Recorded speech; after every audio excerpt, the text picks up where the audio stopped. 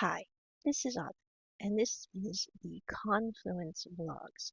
So today I'm going to be talking about the song Rolling and Rocking My Life, Chinese and English bilingual song.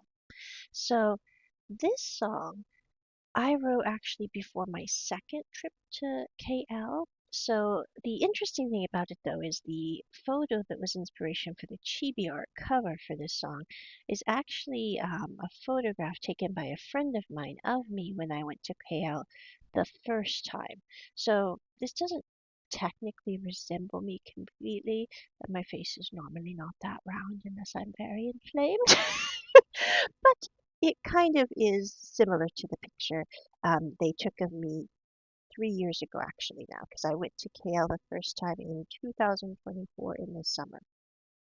So, the reason I made this song in Chinese and English to start with was because I normally do Taiwanese and English bilingual songs predominantly when I use Chinese characters, which is the traditional characters over the simplified form. The reason for this is artistic preference, since most of my songs are inspired by Taiwan that I write in Chinese. I feel it's best to use the traditional characters to reflect that authenticity. Now, for this song, I chose to use simplified characters of mainland China because I thought it was more of a Mando pop song. So earlier that week, I had done Clear Water, Clear Mind, which is a Mando pop style dubstep hybrid. And I really wanted to try the dubstep Mando pop hybrid form again. So I decided to write this song's music using that as a springboard, if you will, of the previous work. Now, the Rolling and Rocking My Life, the words are translated. Let's see here. I'm just gonna pull up my translation because I am not good at reading Chinese characters on my own. Yet I'm working on that. But the translation into English is the coffee tastes bitter as last night. My phone is vibrating wildly again. Who's disrupting my rhythm? Mom says to be steady. My classmates laugh at my overthinking, but after falling a few times, I still keep moving forward. I've been told I'm weird all the way, but my steps still follow their course. Life doesn't offer rehearsals, but I'm determined to step off the stage. It's not perfect, but it's my life, rolling and walking my way through the fight. I stride with pride, turning and pivoting while maintaining pride. It's not perfect, but it's my life. After falling, I still strive forward. No matter how noisy the world is, I listen to my own guide, rolling and rocking my life tonight. My friend said not to be so arrogant. I'm just living authentically. Every turning point is like a race for me. I've calculated how many failures I've made into secret codes in my heart. All the bitterness has pushed me to be stronger. I've been told I'm weird all the way, but my steps are still planned. Life doesn't give rehearsals, but I'm determined to step off the stage. It's not perfect, but it's my life, rolling and walking my way through the fight. I walk with strides, turning and pivoting. I maintain my pride. It's not perfect, but it's my life. After falling, I still strive forward.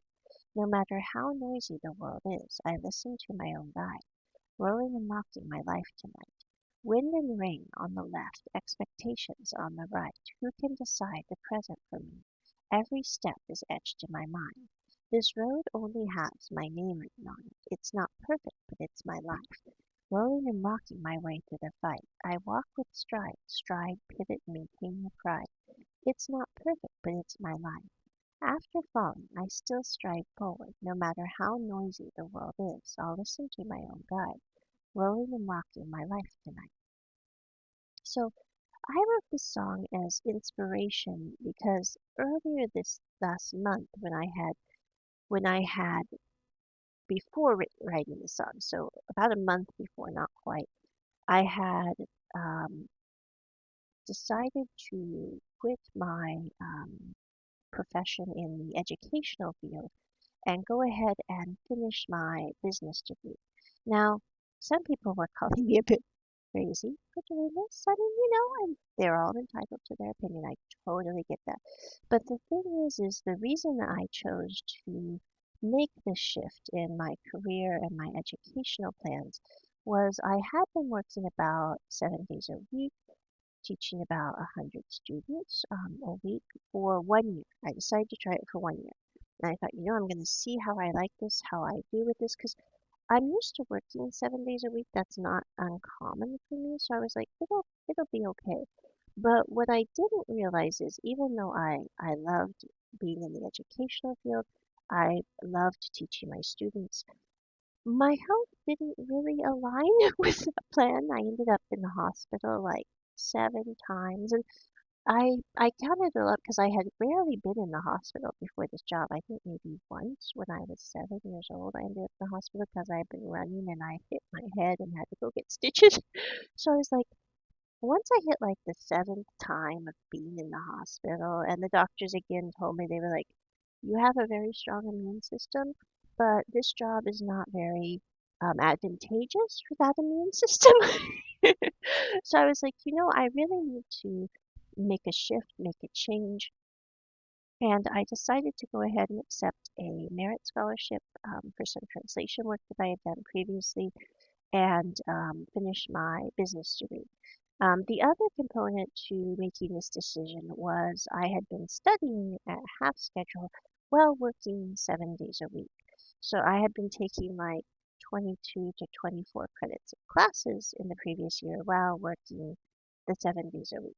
And I will say that was not a good plan with the 7-day work week schedule. It might work for some people, I totally get that, but for me in my life, that was not really a good balance, as it were. And what I realized was, number one, my health was a bit of a problem. Number two, I really have no social life outside of my work because I was working like 7 days a week. And number three, maybe one of the most important reasons is I wasn't able to be home very much except to sleep and wake up. And to me, I really do need that recharge of being able to be home, to have my fortress, as it were, and to enjoy it on occasion throughout the week. So all that led to me deciding to shift my career, shift my educational plans, and I had many people say, well, why don't you just do your education and balance your work at the same time?